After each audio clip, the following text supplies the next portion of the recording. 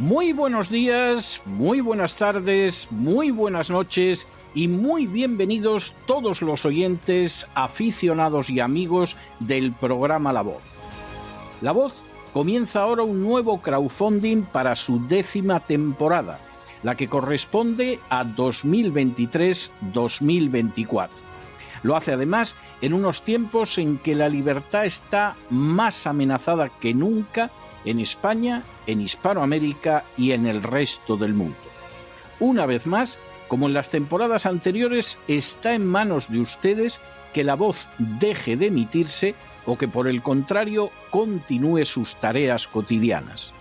Debido a la crisis económica, al cambio del dólar en relación con el euro y sobre todo a la censura persistente de este programa en las redes con su correspondiente desmonetarización, en esta 10ª temporada nos vemos obligados a aumentar el objetivo del crowdfunding hasta la cifra de $150.000. Con esa cantidad, La Voz podría cubrir los gastos de hardware, la distribución por Internet del programa, los modestísimos estipendios que recibe el equipo de La Voz, integrado por 8 personas, así como los gastos generados por la comisión, las recompensas y los gastos de envío relacionados con el crowdfunding. Por supuesto, una vez más, la 10ª vez, como cada año, son ustedes los que deciden. Si creen que merece la pena contribuir a la causa de la verdad, de la libertad y de la justicia, como un aporte tan modesto como puede ser el coste de 3 cafés o de 2 refrescos, si piensan que merece la pena seguir escuchando día a día La Voz, son ustedes más que bienvenidos a la hora de contribuir al nuevo crowdfunding que permitirá que puedan escuchar este programa una temporada más. Muchas gracias por todo. God bless you. Que Dios los bendiga.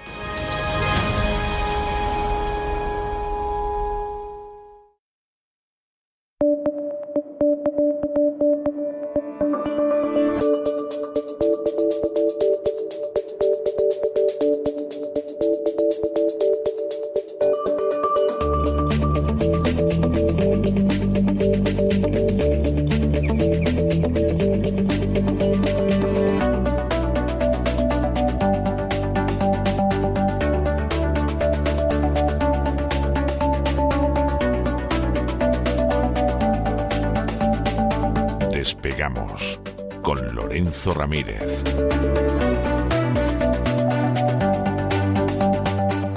Estaba muteado, nos ha dado ok porque iba 5, 4, 3, 2, 1, pero no lo hemos oído. Pero no hemos oído, estamos grabando y yo estaba aquí diciendo a ver qué pasa. Venga. Corremos raudos y veloces hacia nuestro avión, atravesamos el umbral, nos tiramos en plancha sobre los asientos, nos abrochamos los cinturones, despegamos y nos elevamos por los aires hasta alcanzar nuestra altura y nuestra velocidad de crucero. A mi lado, don Lorenzo, por Dios, qué carpetazo lleva usted ahí, ha estado a punto de sacarme un ojo con una punta. Eso no es una carpeta, eso es un carpetón, un carpetazo. Ya me explicará usted de qué se trata. Buenas noches. Buenas noches, don César. Sí, estoy a ver si me contrata el Departamento de Justicia de Estados Unidos. A ver si me contratan para dar ahí para dar carpetazos. Claro, para dar carpetazos, porque madre mía, madre mía la independencia judicial. Muy buenas noches, don César. Miércoles 21 de junio de una temporada en la que la verdad es que no nos estamos aburriendo, hay que decirlo. Madre mía, cómo está el patio. Madre mía, con una Casa Blanca cercada por la corrupción que llega hasta el mismo presidente, con un hijo que se declara culpable de delito fiscal y de posesión ilegal de armas. De todos los delitos que ha cometido este hombre, estos evidentemente son los más suaves, por eso se ha declarado culpable. Acuerdo con el Departamento de Justicia, que maneja su padre, y digo bien, que maneja su padre.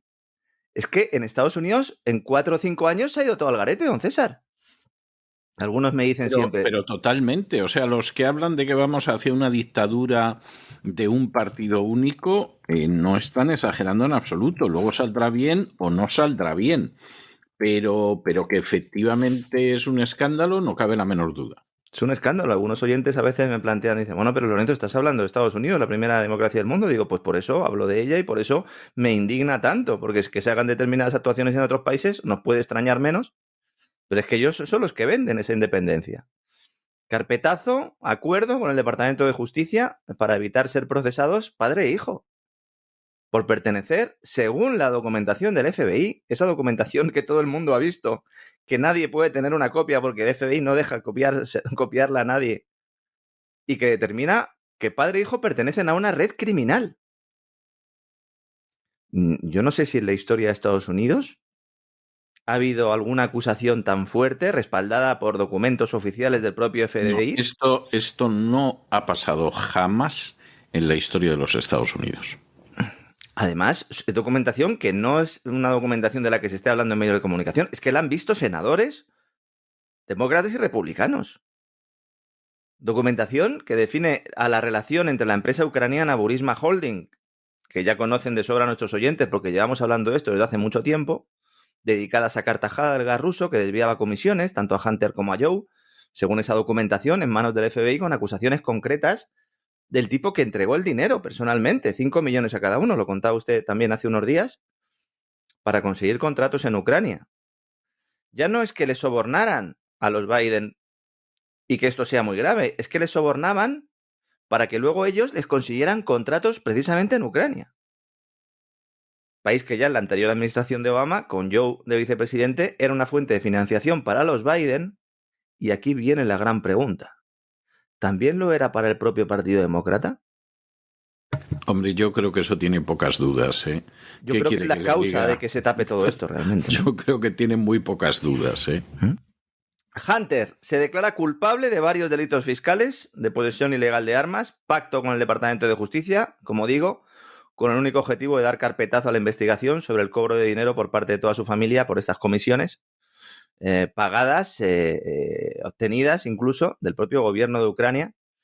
Hunter Biden y su empresa ingresaron en primer lugar, hay constatación, voy a hablar de todo lo que está constatado, no de lo que haya dudas, no, de lo que está constatado. Hunter Biden y su empresa, según documentación en poder del Congreso de Estados Unidos, comité de los republicanos, comité del Congreso presidido por un republicano, ingresaron 11 millones de dólares entre 2013 y 2018 como abogado y miembro del Consejo de Administración de Burisma Holdings, Hunter y sus empresas.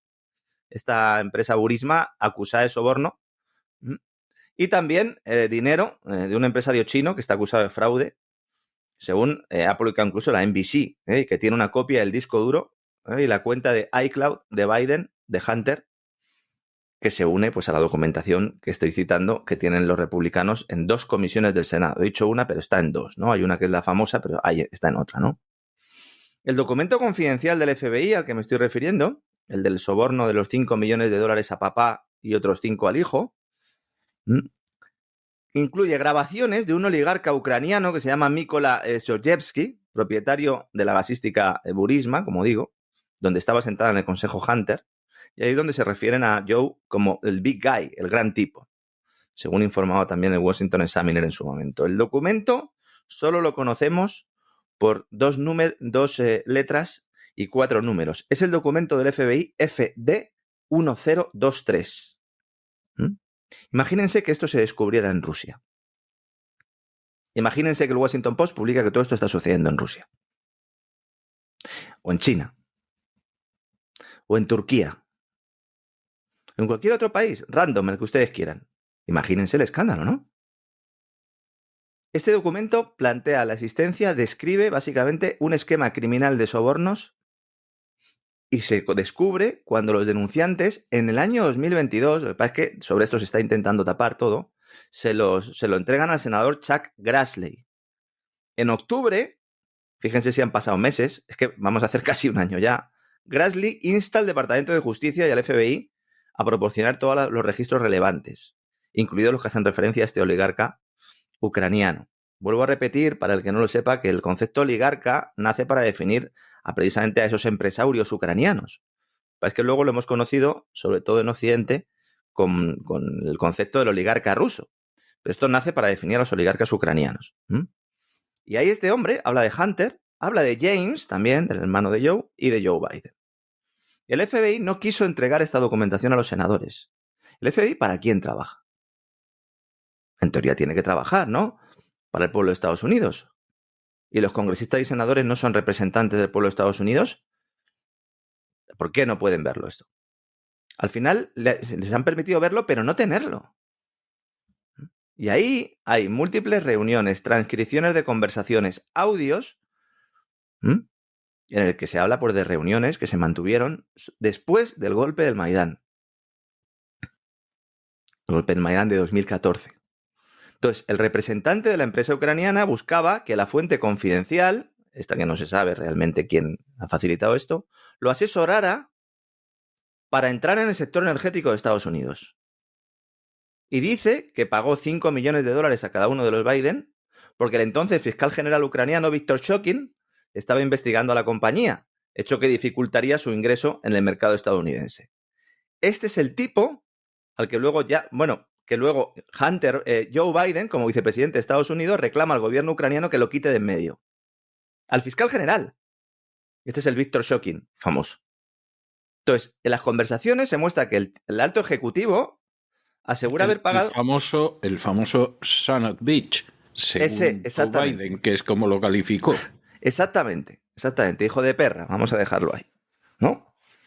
Es así como lo calificó en aquella investigación, bueno, en aquella llamada de teléfono, ¿no? En el cual incluso amenaza a Joe Biden con no permitir que se le entreguen fondos de ayuda internacional al gobierno de Ucrania, que ya estaban pactados, entre otros, del Fondo Monetario Internacional. Insisto, yo no sé si hay algo más grave que esto, matar a alguien. El alto ejecutivo dice en esas conversaciones que había pagado un anticipo, ¿eh? Es decir, que luego iban a llegar más para que se solucionara una serie de problemas, incluida la investigación.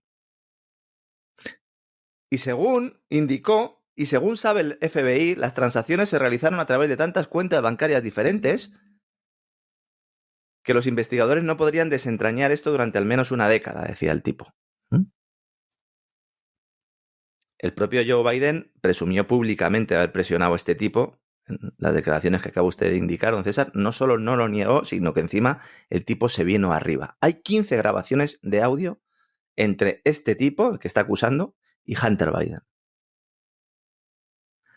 Según este documento, el ciudadano extranjero, dicen, no sabemos realmente, ¿no?, si es ucraniano o no, pero tiene pinta, tiene 2 grabaciones de audio de llamadas telefónicas entre él y Joe Biden, cuando era vicepresidente. No es solo que le haya pagado el dinero, es que tiene grabadas 2 llamadas telefónicas. Esto lo ha contado un senador de Estados Unidos, que dice, estas grabaciones se mantuvieron como una especie de póliza de seguro por parte del ciudadano este en caso de que se encontrara en un aprieto.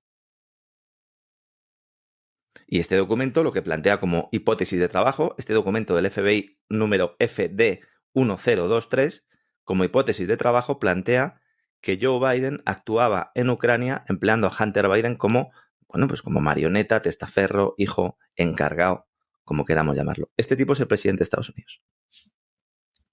Es que es muy fuerte, de verdad, señores, ¿eh? No podemos estar todos los días hablando de Hunter y de Joe, pero el tema es tan grave que tendríamos que estar todos los días abriendo el programa con esta cuestión. Lo traigo de vez en cuando. La verdad es que es así, efectivamente, claro, no podemos estar todos los días, pasa como con Ucrania, ¿no? Pero vamos, no es porque no sea importante ni porque lo olvidemos ni cosa parecida, es que es gravísimo toda la cuestión de, en estos momentos, de Joe Biden y de Hunter Biden, porque además ya no solamente es lo de los sobornos, que eso es muy grave, es que podría haber incluso, por ejemplo, en el caso de China, podría haber incluso alta traición. Sí, sí. Es decir, haber que es lo que le acusaban a Trump con Rusia. Exactamente, exactamente. Solo que lo de Trump está clarísimo que era falso y esto parece que lo que está clarísimo es que es verdadero. Efectivamente, es que ahí tenemos la injerencia de otro estado y que además es China el que realizaría esa injerencia, o al menos personal del sector empresarial chino, porque eso también hay que dejarlo claro, porque buena parte de las empresas implicadas en esta red llevaban ya mucho tiempo bajo la lupa del gobierno chino, pero no descartemos que el servicio de inteligencia chino lo esté utilizando también, ¿no? Evidentemente, Yo si fuera Xi Jinping habría dicho, a ver qué podéis sacar de ahí, muchachos, evidentemente. Hablando de Ucrania, me acaba usted de mencionar, acaba de salir un teletipo, le acaba de tocar otra pedrea. Yo no sé si Zelensky compra billete de lotería, pero yo le recomiendo que compre, porque es que le va a tocar. Que compre billetes de lotería, todos los que pueda, le va a tocar seguro. El Banco Europeo de Inversiones y el Ministerio para la Restauración de Ucrania, sí señores, tienen un Ministerio para la Restauración de Ucrania. No puede ser más evidente esto. Han firmado hoy en Londres, en Londres además, ¿no? Un acuerdo para reforzar la cooperación y apoyar los proyectos de reconstrucción del país en 840 millones de euros. Dijimos, no van a esperar a que termine la guerra. ¿No está Zelensky en plena contraofensiva? Ah, bueno, ahora han parado, ¿no? Dicen que han parado. Bueno, está diciendo, los medios procuran no hablar mucho de ello porque llevan a lo tonto 2 semanas y lo único que tienen son pérdidas materiales enormes.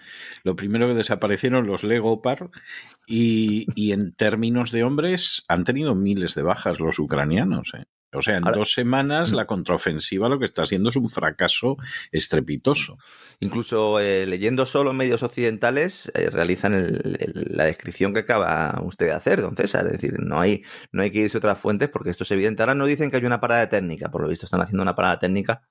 Pues no sé, a lo mejor para beber un poco de agua o lo que sea y que luego ya pues seguirá esta contraofensiva. Es el único caso en la historia en el cual se empiezan a dar créditos a un gobierno para que haga una reconstrucción en plena guerra. El único. Y además se firman en territorio extranjero porque el responsable del Ministerio para la Restauración de Ucrania puede entrar y salir del país sin ningún problema a pesar de que su país está en guerra contra el gran oso ruso, que es lo que nos están contando.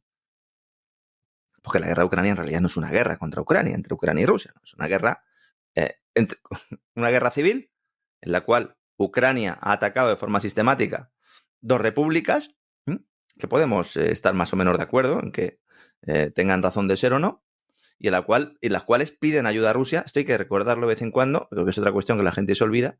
Y entonces Rusia lo que hace es aprovechar esa petición de ayuda para intentar alejar un poco más la frontera con Kiev, porque la idea es que ahí haya misiles nucleares, más tarde que pronto. Esa es un poco la historia, ¿no? Bueno, pues el Banco Europeo de Inversiones dice, no te preocupes, vamos a ver, 840 millones de euros. Y si no me lo vas a devolver, pues mira, tampoco me lo devuelvas, porque total, si yo soy un organismo público y aquí yo me nutro con el dinero de los contribuyentes y a mí me da igual, exactamente. De hecho, te doy este dinero para hacer política.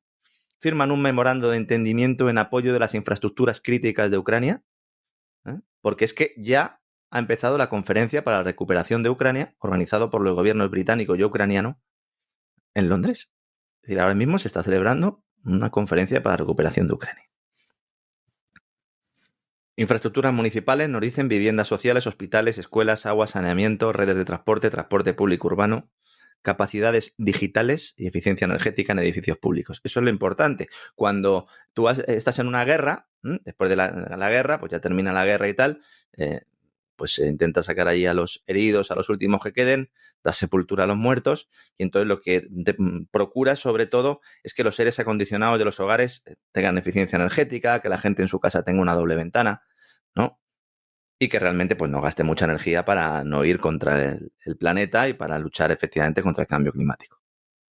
Hemos llegado a un mundo de párense, señores, que me bajo. o lo vemos como una película de risa. Porque es otra forma de hacerlo. Y nos dicen en el comunicado, es que lo tengo aquí delante, dice, esto ayudará a abordar las necesidades prioritarias urgentes de reconstrucción y recuperación identificadas por el gobierno ucraniano, el Banco Mundial, la Comisión Europea y las Naciones Unidas en la segunda evaluación rápida de daños y necesidades. Ya ha habido 2 auditorías, señores, para ver cuánta pasta hace falta. El Banco Europeo de Inversiones ya ha soltado 2.400 millones de euros. Yo es que ya me pierdo. Intenté el otro día, don César, en un cuaderno así, como la vieja escuela, ¿no? Con un boli y en internet delante, evidentemente, intentar sumar cuánto dinero ha recibido Ucrania. No lo sé. Es muy difícil saberlo. Pues yo le diría a usted que muy por encima de los 200.000 millones de dólares. Sí, pero claro. Muy por encima, ¿eh? Hay tantas partidas ahí. Una se supone que son ayudas militares. Bueno, ¿sabe usted ayudas que civiles? Ahora el Pentágono dice que hay como 9.000 millones de dólares que no saben dónde han ido? Sí, es que creo que estuvo María Jesús Montero por allí, Sí, estuvo revisándoles. es que yo pensé lo mismo, o sea, ya han llegado a tal descaro a la hora de robar el dinero de los contribuyentes que desaparecen por miles de millones. ¿Pero cómo pueden desaparecer 9.000 y pico de millones de dólares en Ucrania? Dice que se han equivocado y que a lo mejor hay que mandárselos otra vez, es lo que estaba planteando el Pentágono. Sí, efectivamente. Y dices que nos habíamos equivocado aquí con esto y, oye, que hay otros 9.000 aquí para Volodymyr. Digo, bueno, pues perfecto. Yo he pensado lo mismo, lo de María Jesús Montero. Digo, eso es la ministra de Hacienda española que ha ido por allí. ¿Se la imagina usted en Nueva York, dando una vuelta por Nueva York a María Jesús? Yo me la imagino dando una vuelta por Nueva York y, en fin, no quiero decirle lo que pienso porque puede ser terrible. Una trianera en Nueva York, ¿verdad? Eso un abrazo para todos los trianeros. La verdad es que es una tierra que quiero mucho. Voy por allí de vez en cuando. Algún oyente me ha preguntado, ¿eras tú el que ibas por ahí? Digo, bueno, pues a veces sí. A veces sí voy por Triana. Un abrazo a Triana, que ha sufrido, a María Jesús Montero, a Susana Díaz y a tantos y tantos, ¿no? Y a tantos y tantas, diría, ¿no? Nuestra amiga Irene Montero, que está triste últimamente con el tema de las listas, lo está pasando mal la mujer. Porque, claro, imagínense que tenga que volver a trabajar. Yo la verdad es que no... me siento un poco de lástima por esta mujer, porque, claro, volver a trabajar después de toda... No sé, a lo mejor puede abrir un podcast también, como ha hecho el otro, ¿no? Puede abrir un podcast allí directo desde Galapagar, ¿no? La voz de Galapagar se podría llamar. Últimamente hay muchos, ¿no?, que les gusta el tema de la voz y podrían abrir un podcast también en Galapagar, ¿no? Que se llame así, La Voz de Galapagar, por ejemplo, efectivamente. A mí me parece más que justificado, vamos. Y además, como tiene una asistenta que le cuida a los niños, pues puede hacer el programa sin problema, no como yo, que tengo a los míos ahora mismo atados, ¿verdad? A la pata de la cama cada uno, mientras que hago este programa, ¿no? Que es broma, señores, que es broma. Qatargate. Esto sí que no es una broma. Madre mía, el Qatargate o el Morocco Gate, que es como habría que llamar a todo esto. Recordemos, escándalos saltan en el Parlamento Europeo, detienen a una serie de señores, sobre todo señoras, también hay que decirlo, que son las implicadas en esta trama de sobornos, sobres, corrupción, influencia de Qatar y de Marruecos en el Parlamento Europeo. El juez belga encargado de la investigación del Qatargate sobre corrupción, lo que ha hecho es apartarse del caso por conflicto de intereses. Michel Claes ha decidido recusarse él mismo antes de que lo recusen, también es verdad. Después de que hayan aparecido elementos, dice él, que podrían suscitar dudas sobre el funcionamiento objetivo de la investigación. Hombre, los elementos a los que te refieres, Michel, es que se ha descubierto que en el año 2018 tu hijo, el hijo del juez, Nicolás, fundó un negocio de venta de productos CBD, que es un derivado del cannabis, de la marihuana. En realidad es la parte legal, la que se puede vender, ¿no? En los establecimientos normales.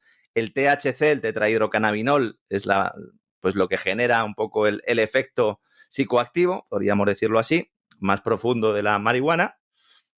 Y luego pues está el CBD, que es el que es legal que se venda. Y que, de hecho, en España se venden en estancos y hay muchos establecimientos que han abierto en los últimos tiempos, ¿no? Bueno, pues el hijo del juez, Nicolás Claes, fundó un negocio de venta de productos con el hijo de María Arena, con su coleguita. ¿Y quién es María Arena? Eurodiputada socialista belga, que está muy relacionada con Pier Antonio Pancheri, que es el cabeza o el intermediario clave del caso Qatargate, que está cantando como un canario. Pancheri, el canario, le podríamos llamar a partir de ahora, ¿no? María Arena, el nombre de esta mujer, ya había aparecido nombrada en la orden de detención por cargos de corrupción y blanqueo del eurodiputado italiano Andrea Cocciolino. Andrea Cocciolino era el que sustituyó a Pancheri, porque Pancheri era eurodiputado y cuando dejó de serlo ya no podía seguir haciendo intermediario con Qatar y con Marruecos, y entonces dijo, bueno, pues te quedas tú aquí, Cocciolino, que también eres italiano, sabes de qué va la cosa nuestra. La verdad es que tienen nombres insuperables, porque esto de Cocciolino verdaderamente es algo, es como cuando existía la chicholina, igual, o sea, son nombres insuperables, de verdad. Entonces, Andrea Cocciolino, en esa orden de detención, este hombre lo detienen y ahí se acusa tanto a Cocciolino como a la propia María Arena de formar una red con otros, mediante la cual el régimen de Qatar influía en las decisiones del Parlamento Europeo, usando para ello al diputado retirado Pancheri. Este hombre se retiró, pero claro, era el intermediario. Las autoridades belgas no han pedido que se le retire la inmunidad a esta señora, que hasta el mes pasado era presidenta del Subcomité de Derechos Humanos del Parlamento Europeo. Subcomité de Derechos Humanos. Yo digo, pero no puede ser. No puede ser. Pues es. ¿Saben quién era el anterior presidente del Subcomité de Derechos Humanos del Parlamento Europeo? Panzeri. Es que es magnífico. Es que esto ni un guión, señores. O sea, es insuperable, de verdad. Es insuperable. Que es insuperable, sí. O sea, el tipo que está ejerciendo de intermediario y de lobby para que el Parlamento Europeo beneficie a Qatar y a Marruecos era el presidente del Subcomité de Derechos Humanos. Y cuando se va, pone a una amiga suya. Otros miembros de la red no han tenido tanta suerte y se les ha retirado la inmunidad para que la Fiscalía pueda imputarlas. A lo mejor a esta señora, a María Arena, pues la terminan imputando. No sé si el hijo mantendrá el negocio o no, pero yo creo que ya teniendo en cuenta cómo está su madre, pues que pase del CBD y que se ponga a vender marihuana directamente, ¿no? Porque desde luego dirá, bueno, pues si mi madre está haciendo esto, ¿yo qué hago aquí? Que soy el legal de la familia. El llamado asunto Qatargate comienza cuando la policía entra en las oficinas del Parlamento Europeo en diciembre del 2022 y se incautan 1.500 millones de euros en efectivo. ¿Ustedes saben realmente cuánta pasta es esto? 1.500 millones de euros en billetes, señores. Y detienen a varios eurodiputados, entre ellos a Eva Kaili, la eurodiputada griega famosa de la que ya hemos hablado aquí mucho y que antes era vicepresidenta del Parlamento Europeo. Que ella sigue insistiendo en que España está implicada, en que la presidencia del Parlamento Europeo sabía en todo momento lo que estaba sucediendo y que ellos están siendo utilizados de cabezas de turco. No de cabezas de turco, pero tanto tu pareja como tu padre tenían una maleta llena de dinero, Eva. Pero bueno, eso ya lo tendrá que decir un juez. No el que estaba hasta ahora, que se ha tenido que ir porque resulta que también estaba implicado en la fiesta. Blanqueo de capitales, participación en grupo delictivo y organizado, etcétera, etcétera. Pero en realidad, lo que no se nos está contando es que en realidad esto se tendría que llamar, en lugar de Qatargate, Morocco-gate. Pero claro, Marruecos queda más cerca y es más evidente que ha habido muchos movimientos dentro de las directivas europeas que se han ido aprobando para beneficiar a Marruecos y sobre todo a su sector agrícola, a su sector energético, etcétera, etcétera, etcétera. El lobby marroquí es potente no solo en España, sino en toda Europa, y la acusación de Eva Kaili iba un poco por ahí. Iba un poco como diciendo, no me apretéis porque puedo encender el ventilador. Y entonces empiezo a contar cómo España realmente es el Panzeri del Morocco Gate. Hay mucha documentación de Panzeri que se está filtrando, porque como digo, es un canario, este hombre ha llegado a un acuerdo y ha dicho, miren, sí, soy culpable, yo voy a contarlo todo y luego ya veremos cómo salgo de esto, ¿no? En 2012, Panzeri conoce a Abderrahim Admoun, que hoy en día es el embajador de Marruecos en Polonia. Ese de Cuenca no es, vamos, eso es... Es el embajador de Marruecos en Polonia, don César. Muy bien, estupendo. En Polonia. Estupendo. Insisto, si hago un guión no me sale mejor. El diplomático habría pagado 50.000 euros para uno de los eventos de campaña electoral de Panzeri en Milán en 2014, cuando todavía Panzeri estaba en activo. Y entonces, también se asegura ahí que Admoun pagó viajes lujosos a Marruecos para Kaili, para Giorgi, su pareja, y para otros 2 europarlamentarios. Ya tenemos aquí una constatación, no es algo que sospechemos, ya sabemos que Marruecos ha pagado viajes de lujo a eurodiputados. Además de un sobre de 50.000 euros. A partir de 2019, Marruecos comienza a pagar 50.000 euros al año, le pone un sueldo ya, un salario, a Giorgi y a Panzeri, a cambio de que promocionaran una imagen positiva del país entre los legisladores de la Unión Europea en Bruselas. Esto lo ha dicho Panzeri. Dice, sí, mira, aquí tiene el dinero que me pagaron. También se lo pagaron al marido de Eva Kaili, a la pareja, creo que no están casados. Panzeri dice que existió un acuerdo similar con funcionarios del gobierno de Mauritania durante el año 2019. Marruecos dice que todo es mentira. Mauritania todavía no ha dicho esta boca es mía, a lo mejor tardan un poco en contestar allí. Entonces, a finales de 2017, Qatar empieza a expandir su red de influencia, aprovechando esta estructura que ya estaba montada. Panzeri va a Qatar y les dice, oye, ¿vosotros queréis el Mundial? ¿Queréis el Mundial, no? Pues si queréis el Mundial, pues hay que conseguir el Mundial y luego hay que intentar que no se hable de que sois un régimen teocrático que cuelga a la gente, ¿no? De vigas. Entonces, hay que intentar crear una imagen. Es que eso queda feo. Eso queda feo, no queda bien. No queda no bien. Queda bien. Como son, no queda claro, bien. Dice guaca guaca, como decía Shakira, no puede ir allí la gente a cantar, la fiesta del fútbol, y dice, oiga, ustedes son un estado teocrático totalitario, del que se habla bastante poco, porque como tiene hidrocarburos, pues si hay que comprárselos, pues son nuestros amigos, como decía Liz Truss, de Arabia Saudí. la ex primera ministra británica. Y entonces Qatar empieza a expandir sus tentáculos, sobre todo a partir de 2017. Ya se acerca el Mundial. Hay reuniones con el ministro de Trabajo qatarí que te vi, y habían acordado, según Pancheri, pagarle directamente a él y a Georgie 1 millón de euros anuales en 2018-2019. Vemos cómo va subiendo ya la tarifa. Los marroquíes pagaban 50.000 y dicen los cataríes, no, yo te pago 1 millón de euros al año. Ahí se estaba preparando el Mundial de Fútbol, ya estaba adjudicado, y era cuando algunos estábamos diciendo que había trabajadores allí que estaban construyendo los estadios, que eran de fuera de Qatar y que estaban muriendo construyendo los estadios, porque allí en Qatar lo de la prevención de riesgos laborales tampoco se crea usted que está muy, muy avanzado, don César. Que estos tipos eran voces autorizadas en la Subcomisión de Derechos Humanos del Parlamento Europeo. Es que es muy gordo, es muy gordo, muy gordo. Y entonces, en 2019 ya Pancheri se quita de en medio. Yo no sé si también sabía lo de la pandemia, porque ya, puestos a apuntar, a lo mejor le dijeron, oye, quítate de en medio que viene ahora una gorda, y el otro, déjame, que yo. Y entonces se va a una ONG no registrada llamada Fight Impunity, luchar contra la impunidad, que es que eso ya es hipocresía a nivel... Fantástico. Es en esta época cuando la pareja de Georgie, Eva Kaili, vicepresidenta del Parlamento Europeo, entra en la película. Es decir, no habría sido Eva la que habría llevado de la mano a Georgie, sino Georgie el que habría llevado de la mano a Eva. Hubiera sido al revés que en el Edén, ¿no? En este caso la manzana la llevó Georgie. Le dijo, mira, come de esta, que aunque nos hayan dicho que no, seremos como dioses, ¿no? En teoría, Georgie habría recibido 250.000 euros de Qatar. Podríamos seguir así horas y horas y horas, y les podría seguir dando nombres y les podría seguir indicando organismos. Esto es un escándalo y no va a pasar nada.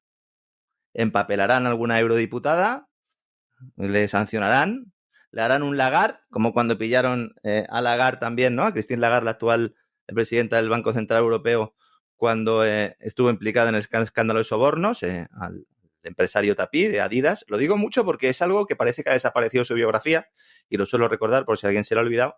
Y entonces hubo un juicio y le condenaron, bueno, determinaron que era culpable, pero sin condena, lo cual también está muy bien. Si algún día me empapelan a mí, pediré a ver si la doctrina Lagarde, ¿no?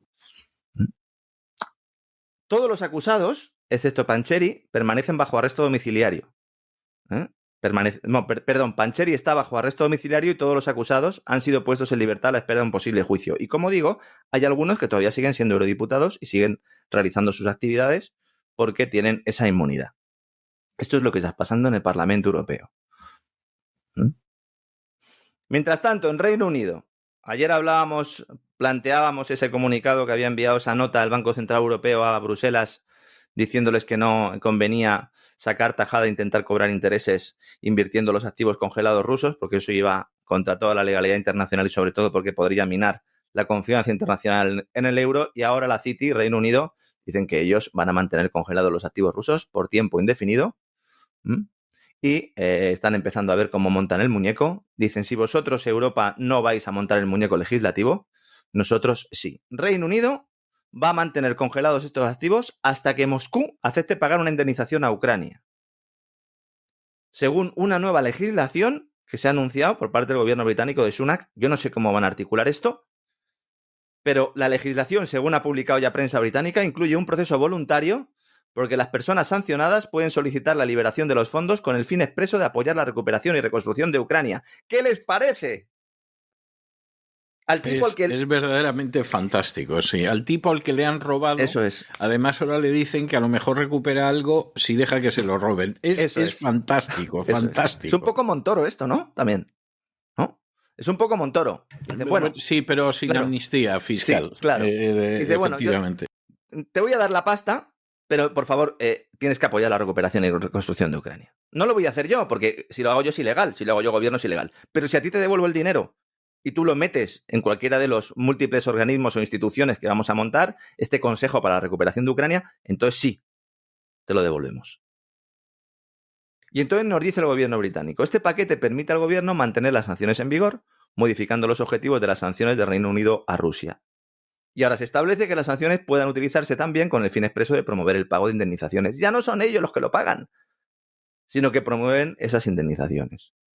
Claro, esto se ha preguntado en Moscú que qué les parecía eso, y digo, oiga, señores, esto es una formalidad para hacer legal algo que sigue siendo absolutamente ilegal. Pero claro, si hay alguno de los empresarios, de los patrimonios que tienen congelados sus activos, que decida pasar por el aro, pues ya ancha es Castilla. En este caso, ancho es el Támesis, podríamos decir, aunque tampoco es tan ancho. Podrían limpiarlo un poco también de vez en cuando. Y entonces, a partir de ahí, pues podrían otros países adoptar medidas similares. Este es el encaje legal. Esto es lo más cerca que han podido determinar un encaje legal para poder robar este dinero que no es de Putin, que tampoco es del Banco Central ruso, que es de los rusos, de los ciudadanos rusos, porque es el dinero que sirve para respaldar su divisa. El otro día recuperábamos en las redes sociales, hacía ya tiempo que habíamos hablado de la posición del rublo frente al dólar y de cómo había conseguido tener un notable impacto que suponían todas las sanciones. Y ese mensaje en las redes sociales pues se quedó ahí y últimamente, no sé por qué razón, ha habido algunos amigos que lo han recuperado y se ha vuelto a abrir ese debate y dicen, ya no hablas tanto del rublo y del dólar porque ahora el rublo no está tan bien como antes. Señores, el rublo ha sobrevivido al mayor ataque que se ha producido la divisa de un gran país de la historia. Quitando el de Soros al Banco de Inglaterra, lo mejor. Y esto hay que tenerlo claro.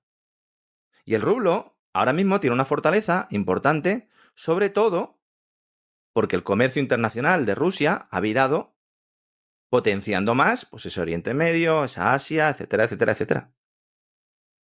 Y hay que tener muy claras estas cosas.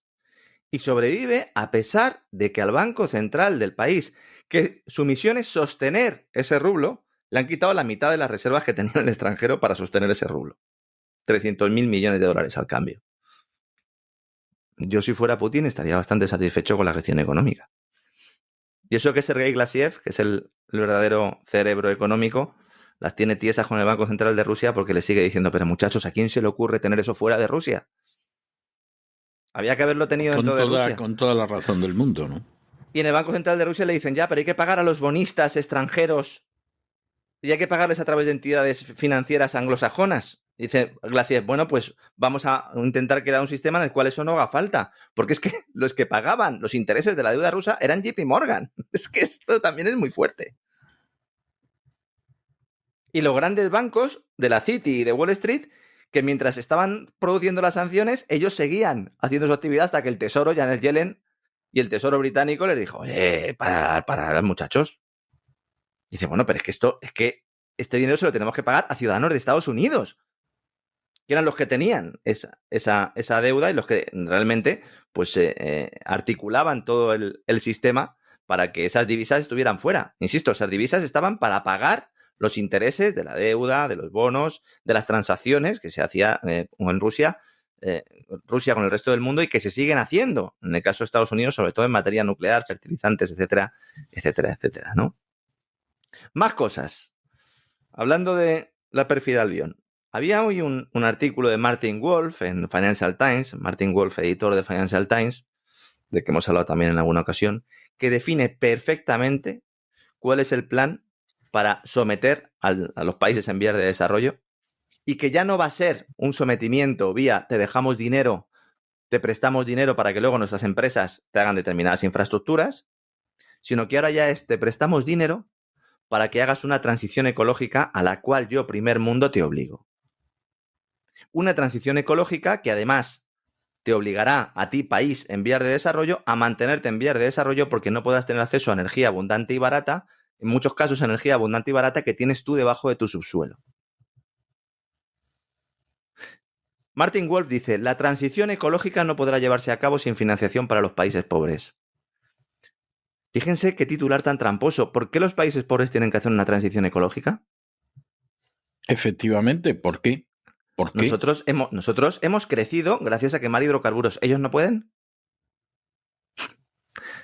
Es más, es que ellos, sus hidrocarburos se los hemos quitado nosotros durante décadas. ¿Y no pueden usar ellos sus hidrocarburos?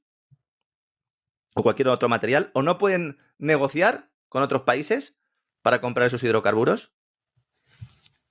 Entonces, Martin Wolf, que la semana pasada estuvo ya en la cumbre para un nuevo pacto mundial de financiación, porque claro, todo esto tiene que ser global, tiene que ser mundial. Se celebra todo esto en París, mientras en Londres están con lo de Ucrania, en París están con esto. Y ahí nos plantea Martin Wolf, como si fuera la hoja parroquial, un documento, un informe, que ha hecho un tipo que se llama Avinash Persad, que fue asesor de la primera ministra de Barbados, nos dice Martin Wolf. Digo, hombre, ¿no has encontrado, Martin, nada en su currículum que le dé más empaque que haber asesorado a la primera ministra de Barbados? Dice, bueno, también ha participado en la influyente agenda de Bridgetown para la reforma de la arquitectura financiera mundial. Ay, Martin, que se te ve el peluquín. Lo que no dices, Martin, es que este tipo ha sido directivo de State Street, que es el tercero detrás de Vanguard y BlackRock, la tercera gran gestora mundial. Directivo de JP Morgan, que ha trabajado con los bancos centrales y que es un reconocido globalista financiero y que además tiene buenas relaciones con la inteligencia financiera británica. Este es el documento que quieren que sirva de base para aplicar la soga verde a los países en vías de desarrollo. Es un informe publicado que se titula en español Desbloqueo de la transformación ecológica en los países en desarrollo con una garantía parcial de divisas, para que vean cómo plantean esto. Y dicen que les hace falta a los países del tercer mundo, bueno, en vías de desarrollo, conseguir financiación suficiente y asequible para estos proyectos de energías renovables. Vemos el profundo racismo que hay en esta gente, que considera que ellos tienen que determinar lo que tienen que hacer los países en desarrollo. Otra idea de la que hemos hablado mucho, sobre todo en el Gran Reseteo, ¿verdad, don César? Y que implica como estos pobrecitos, ¿no? Efectivamente, sí. Que en realidad son medio animales, piensan ellos. Entonces nosotros les tenemos que ayudar, porque es que ellos solos no les da el cerebro. Esa es la visión racista que tienen estos tipos. Dicen, bueno, pues para estos proyectos de energías renovables, ¿qué hay que hacer? Pues hay que hacer una serie de cosas, ¿no? Que marca además otro chiringuito, que es el Finance for Climate Action, financiación para la acción por el clima, que es un chiringuito de la ONU que ha aprovechado la pandemia para impulsar su agenda, que nada tiene que ver con la ecología, porque es una organización de control social. Todo lo que nos plantea Martin Wolf, fíjense qué tramposo es, ¿eh? Dice, en los últimos 270 años, Europa y Estados Unidos han aportado más del 70% de las reservas de gases de efecto invernadero antropogénicos. Dicen, señores, Occidente, Europa y Estados Unidos, también Canadá, han realizado una emisión de gases de efecto invernadero quemando hidrocarburos. Dice, esto ha agotado casi todo el presupuesto de carbono del planeta. Me encanta la idea. O sea, en las mentes de esta gente, el planeta Tierra tiene un presupuesto de carbono. Un techo de carbono, como el techo de deuda de Estados Unidos, hay un techo de carbono. Ese techo de carbono no solo existe, sino que ya estamos llegando al techo. Entonces, como ya estamos llegando al techo, son los países emergentes, que son ahora los que más están creciendo gracias a quemar hidrocarburos, quienes tienen que parar. Nos dice, ahora son ellos los que generan el 63% de las emisiones. Cuando dice país emergente, ¿incluye a China? Porque yo estaba haciendo cálculos y si quitas a China y quitas a la India, ya no salen todas estas cifras. ¿Qué nos está diciendo Martin Wolf? ¿Que van a intentar controlar a India con la agenda climática? Pues lo llevan crudo, ¿eh? Esto es una idea que está saliendo ahora de la Casa Blanca mucho, ¿verdad? Que la India va a juntarse a Estados Unidos y que le va a dar la espalda a China. Se está promoviendo mucho en muchos medios de Estados Unidos. Había incluso alguna caricatura el otro día con un ring de boxeo. A lo mejor hasta se lo creen. Sí. Sí, hombre, hace unos años no sé, pero ahora desde luego. Dice entonces, no solo hay que reducir enormemente las emisiones, nos dicen, sino que una gran parte de esas reducciones debe corresponder a los países emergentes y en desarrollo.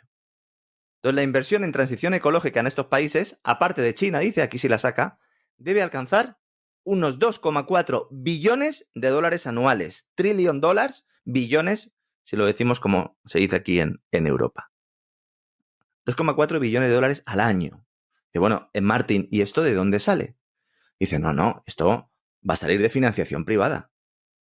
Dice, de financiación privada para proyectos potencialmente rentables. Dice, pero hay otros que no son rentables. Y estos deben financiarse con ayuda oficial. Dinero de los contribuyentes. Quieren que paguemos, los contribuyentes, una política económica a los contribuyentes de los países ricos, que paguemos una política económica para mantener a los países pobres siendo pobres. que es lo que se ha estado... Y de paso empobreciendo a las clases medias. Eso es. Claro, efectivamente. Claro. Porque esto quien lo pagan son las clases medias que a su vez se van a ver empobrecidas.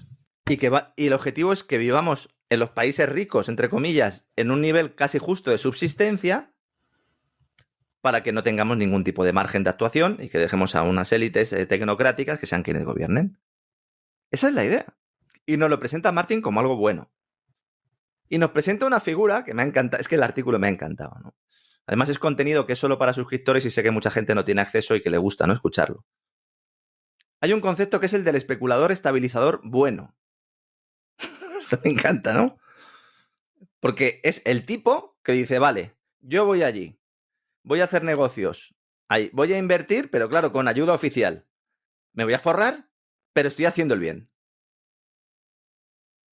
Especulador estabilizador que podría ganar dinero, nos dicen, a la vez que hace el bien, eliminando las primas de riesgo de estos países. Porque claro, en estos países nadie con criterio de mercado querría meter un euro o un dólar para esta barbaridad que se está planteando.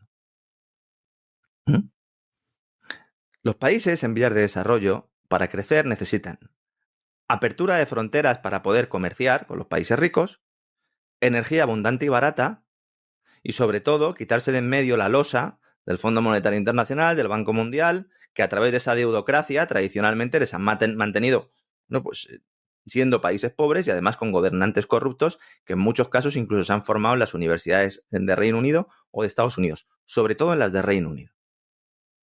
Eso es lo que necesitan. Pero claro, eso no se plantea, porque claro, esto es un romper el statu quo.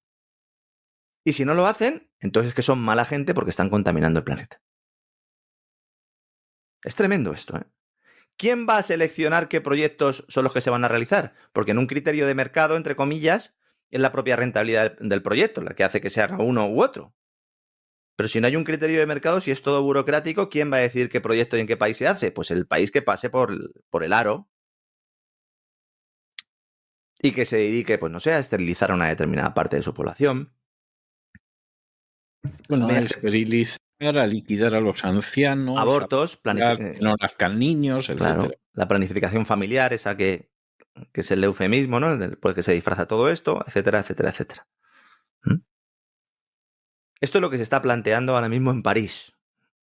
Vaya viajecito que estamos haciendo. Y en España el cártel bancario saca pecho, porque ahora resulta que Nadia Calviño para la oposición, vicepresidenta económica de España, que ha estado pues ejerciendo de vicepresidenta durante los últimos años, a la cual le ha dado igual, bueno, realmente ha mirado para otro lado porque le beneficiaba, ahora explicaremos por qué, el hecho de que los bancos no remuneraran los depósitos, porque claro, empiezan a subir los tipos de interés y suben los tipos de interés, sube el coste del crédito, nos sube a todos los que tienen una hipoteca variable les sube la cuota, cuando uno va a pedir un crédito le piden un mayor interés. Claro, en teoría, según la teoría económica, según lo que ha sucedido siempre, hasta que ha llegado este entorno monetario corrupto, el depósito también se tiene que remunerar. De hecho, la decisión cuando se sube tipo de interés es para que la gente deje de gastar y que ahorre. ¿Y cómo haces que la gente ahorre? Remunerando el tipo de interés y así detienes la inflación. ¿Por qué ahora no para la inflación? Porque no estás remunerando los depósitos. Entonces la gente lo único que ve es que su dinero va perdiendo valor. Y el que no quiere invertir, pues lo gasta. Y el que quiere invertir, pues lo destina ¿a qué? Pues a fondos monetarios, la banca siempre gana, o a deuda del tesoro, el gobierno siempre gana. Y entonces, Calviño, como se acercan las elecciones, sale públicamente y dice, los bancos tienen que pagar interés por los depósitos. Y esto lo dice durante los cursos de la Universidad Internacional Menéndez Pelayo, que son unos cursos de verano que se celebran en Santander, ciudad preciosa, en un entorno bucólico allí, estupendo aquello. Yo he estado varias veces en representación de algún medio de comunicación y en estos cursos de verano todos los años hay una semana que se dedica a la banca. Antes lo patrocinaba BBVA y ahora creo que lo patrocina directamente el Banco Santander. Pero bueno, en todo caso, por la banca española. Y entonces pues allí van pasando altos prebostes. Normalmente siempre suele ir alguien a inaugurar lo del gobierno. En este caso fue Nadia Calviño. Y luego pues van pasando los diferentes directivos. Nadia Calviño aprovecha ese escenario para realizar su anuncio y para quedar ante sus electores de que está persiguiendo realmente a lo que es realmente pues una actuación de un cártel bancario, que opera en cártel porque la propia Ana Calviño y las autoridades europeas así se lo permiten. Y entonces, el cártel bancario, como va tan sobrado y como saben que tienen la sartén por el mango, los intervinientes, los directivos, en los siguientes días contestan a Calviño: no pagamos intereses porque los clientes no nos lo piden.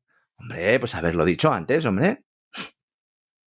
Los clientes no nos piden que le paguemos los intereses, entonces ¿por qué se las vamos a pagar, no? Es difícil ser más impresentable. Sobre todo porque algunos de los que están diciendo esto están en una entidad como CaixaBank, que está participada por el Estado. Esto ya es lo último. ¿Por qué está participada por el Estado? Por el tema de Bankia, ¿no? Porque es la que absorbe Bankia y Bankia estaba participada por el Estado. Esto ha generado un revuelo en España, a favor, en contra. Hay unos que se ponen del lado del gobierno, otros que se ponen del lado de los bancos. Dicen, oiga, es que realmente lo que está sucediendo es muy sencillo, porque claro, los bancos están nadando en liquidez, no necesitan liquidez, entonces ¿por qué van a pagar intereses? Y bueno, pero ¿y por qué están nadando los bancos en liquidez? Porque hay un banco central, el director de la orquesta, que lleva suministrando liquidez de forma indefinida y que lo sigue haciendo en estos momentos. ¿A una menor velocidad que antes? Sí, pero lo sigue haciendo. Y además, como los depósitos, insisto, no están dando interés, pues mucha gente invierte en fondos monetarios y este dinero también acaba en la banca. Dice, bueno, pero hay otra razón también por la que no pagan intereses. Una razón de mercado, nos dicen.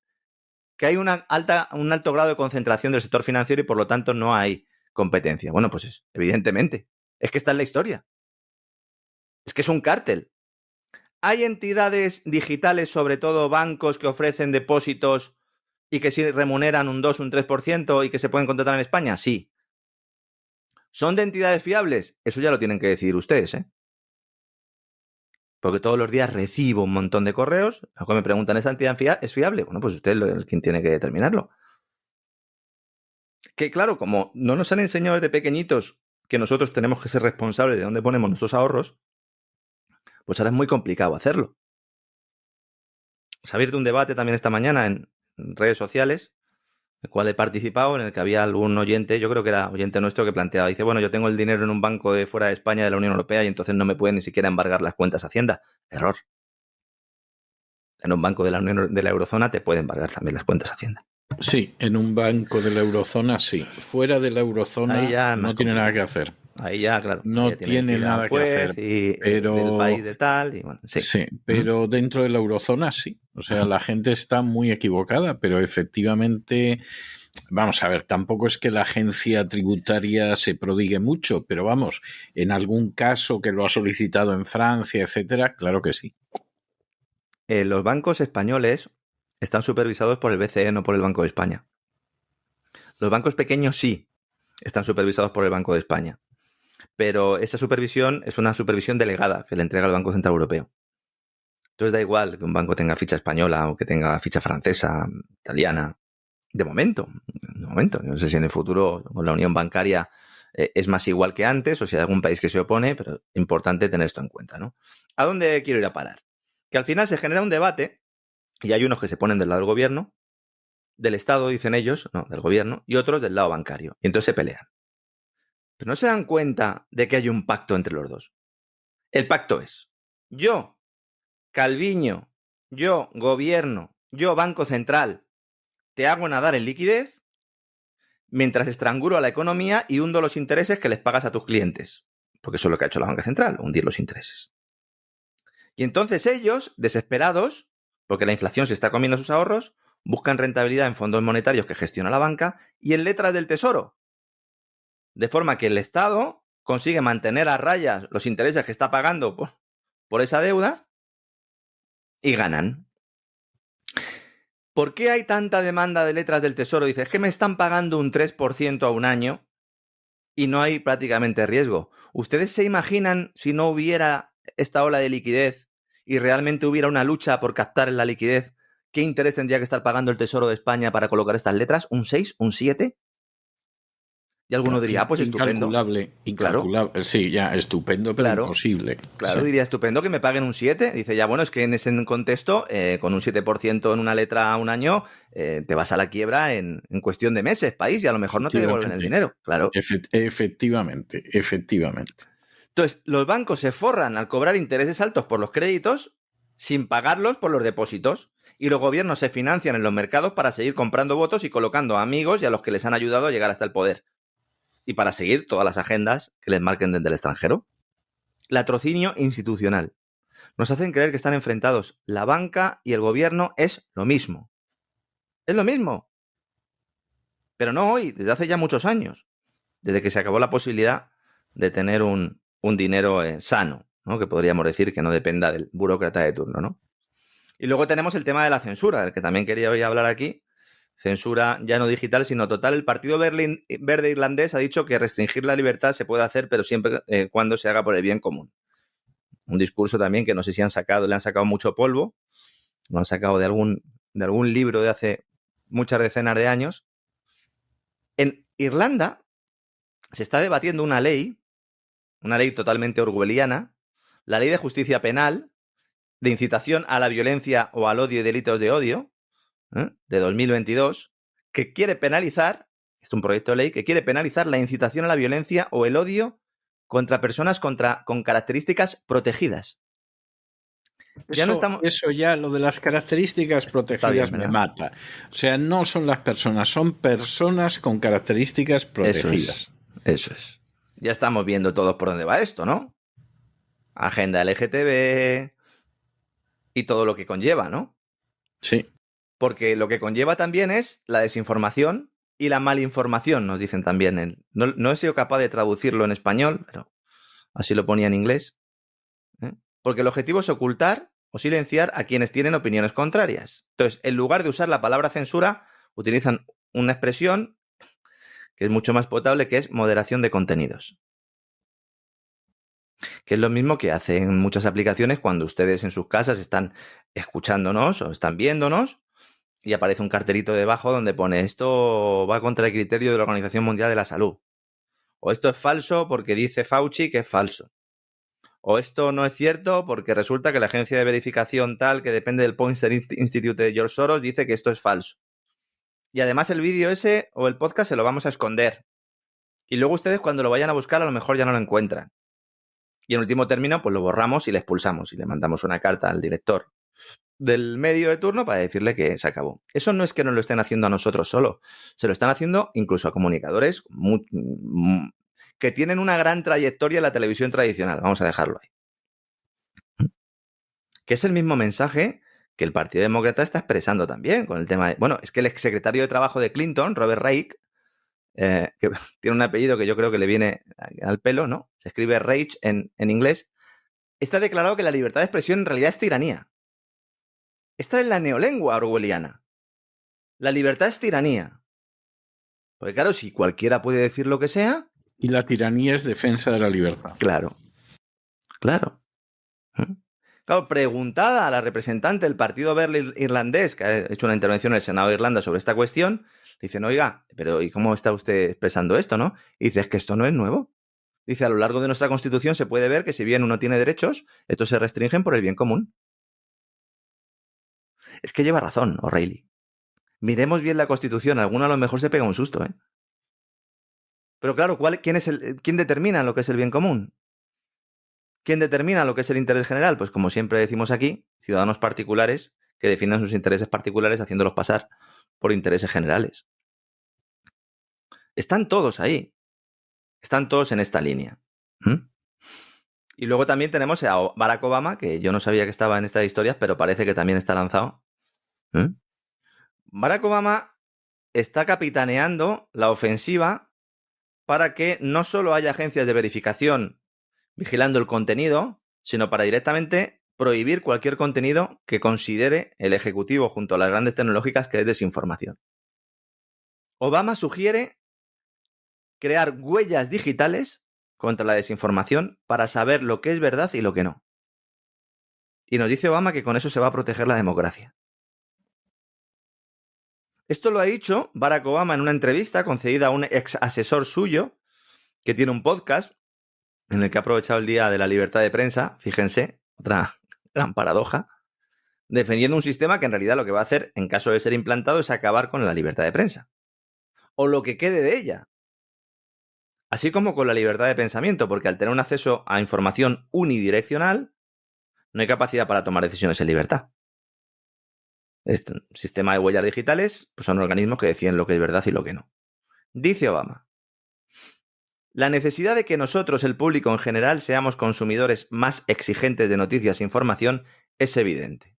La necesidad de que con el tiempo desarrollemos tecnologías para crear marcas de agua o huellas digitales para saber qué es verdad y qué no lo es.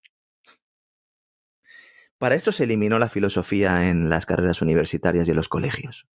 Para esto se eliminó la historia en las universidades y en los colegios. Cuando a lo largo de la historia, para determinar lo que es verdad y lo que no, hay un debate. Y uno expone hechos, expone indicios. Y la mentira se hunde ¿cómo? Presentando verdades. Aquí lo que se pretende es que este debate no exista. Es decir, que sea previo. Es una censura previa. Es mucho peor que en regímenes en los que se aplicaba una censura a posteriori. Se publicaba un libro, luego te lo retiraban, etcétera, etcétera. No, esta es previa. Porque es una máquina la que está determinando realmente en función de unos criterios, no sé si para proteger determinados colectivos, como decía la del Partido Verde Irlandés, pero va en esta línea. Dice Obama: hay mucho trabajo por hacer en este sentido, pero a corto plazo será el pueblo estadounidense el que tenga que decidir. ¿El pueblo, Barack? ¿Pero cómo se puede ser tan hipócrita? Hombre, si lo que quiere Barack es quitarle la posibilidad al pueblo de informarse dónde, cuándo y como quiera, como no podía faltar la cuestión, mete también al COVID en todo esto. Dice, claro, es que este problema de la desinformación ya lo vimos durante el asunto de la vacunación. No le preocupa la desinformación sobre el COVID, sino la desinformación sobre la vacunación. Muy revelador también, ¿verdad? Dice, esto es lo que más me preocupa, dice él. Y creo que lo mejor que vamos a poder hacer es recordar constantemente a la gente que esto está ahí fuera. Barack Obama. No puede ser que haya gente que piense que lo que aparece en su teléfono es cierto, nos dice. Esto también va ligado con esa otra cuestión que comentamos a veces de que hay personas que piensan que algo si no sale en la tele no es verdad. Pues ahora la idea es que tiene que salir en la tele para ser verdad y si sale en tu teléfono no es verdad. Porque no sé, a lo mejor has acudido a alguna fuente no verificada. Y dice, y lo peor de todo, dice Barack, que esta desinformación puede utilizarse para disuadir a la gente de votar, caracterizando el sistema como amañado y corrupto. Claro, es que está amañado y corrupto, Barack. Un día vamos a hablar de una división del CNI español que tiene una cosa en marcha que es el Observatorio Digital ELISA, que es el laboratorio para el análisis de la desinformación, y luego pone entre paréntesis en la presentación que hace el Centro Criptológico Nacional, y del antiglobalismo. Porque identifican desinformación con antiglobalismo.